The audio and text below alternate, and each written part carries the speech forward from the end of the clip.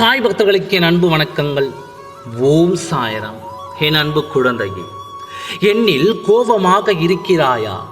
நீ நினைப்பது நடக்காது என்று நான் கூறியவுடன் என் மேல் மிகுந்த கோபத்துடன் இருக்கிறாய் என்பது எனக்கு தெரியும். ஆனால் ஒன்றை தெரிந்து கொள், ஒவ்வொரு முறையும் உனக்கு நல்லது நடக்கும் என்று நான் கூறும்போதெல்லாம் என்னை நீ நம்ப மறுக்கிறாயே. அப்பொழுதும் எனக்கு உன்மேல் கோபம்தான் வருகிறது. ஆனாலும் நீ என் பிள்ளை அல்லவா?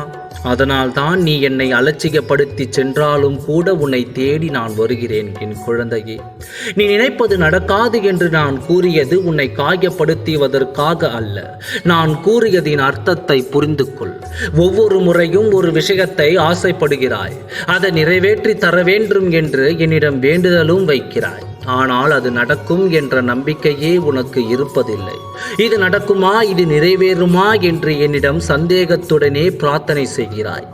ஒன்றை புரிந்து கொள், நீ என்ன நினைக்கிறாயோ அதுவே நடக்கும். நீ கேட்பது உனக்கு கிடைக்கும். நீ நினைப்பது நடக்கும் என்று முதலில் நீ நம்பு. உன்னுடைய நம்பிக்கையை உனக்கு வேண்டியதை நடத்தி தரும். ஒரு முறை நடக்காது என்ற வார்த்தையை நான் சொன்னதும் உனக்கு அத்தனை கோபங்கள் வருகிறது. ஒவ்வொரு முறையும் என் குழந்தை எதிர்மறை எண்ணங்களுடன், சந்தேகத்துடனும் குழப்பத்துடனும் என்னிடம் பிரார்த்தனை செய்யும் பொழுது ஒரு தகப்பனாக சிறு வருத்தம் உன்மேல் இருக்கத்தான் செய்கிறது. நான் ஒவ்வொரு முறை மகிழ்ச்சியாக இரு என்று கூறும்போதெல்லாம் நீ உனக்கான மகிழ்ச்சியை தேடிக்கொண்டிருக்கிறாய். எதுவும் எனக்கு இன்னும் கிடைக்கவில்லை சாயப்பா. எனக்கு எந்த ஒரு மகிழ்ச்சியான தருணங்களும் என்னிடம் நடப்பது இல்லை. நான் எவ்வாறு மகிழ்ச்சியாக இருப்பது என்று கேள்வி கேட்கிறாய். ஒரு மனிதரை மகிழ்ச்சியாக மாற்றக்கூடியது செல்வமோ பொருளோ அல்லது வேண்டுதலை நிறைவேறுவதும் அல்ல. அது போதும் என்ற எண்ணமும் எது வந்தாலும் ஏற்றுக்கொள்ள மனப்பக்குவம் தான் ஒரு மனிதரை மகிழ்ச்சியாக மாற்றும்.